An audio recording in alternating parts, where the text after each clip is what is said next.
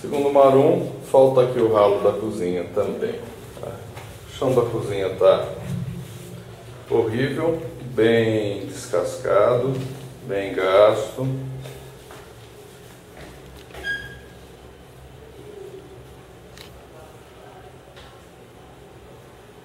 Todo manchado, mas paciência. A placa ali também está faltando, né? Chão daqui da saleta já teve carpete em cima, é bem danificado também.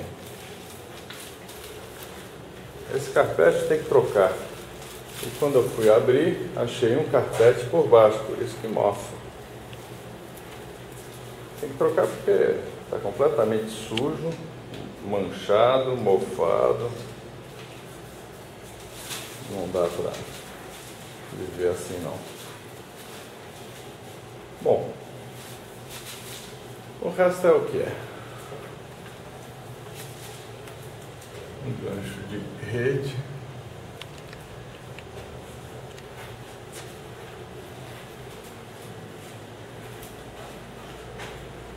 Televisão, umas prateleiras esquisitas, mas vamos ver se botando alguma coisa ajuda.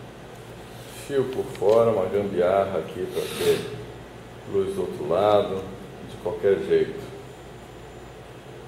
Melhorar bastante dá, só emendar isso aí direito já melhora. Então aqui cabe uma mesinha, aqui cabe outra cômoda.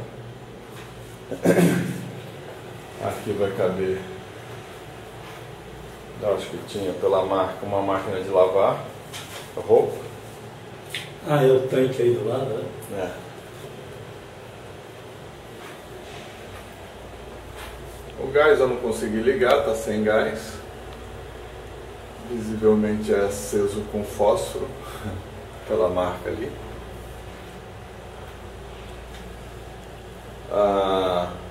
Esse é o esguicho. Tá vazando isso também. Tá. Não sei se tá vazando, mas Tá tá quebrado. já liguei. Tá fechado o registro. Eu abri e tirou água ali. Então tem que trocar também o registro. Registro não, só o esguicho. Só o esguicho. Peraí, tá tocando meu telefone.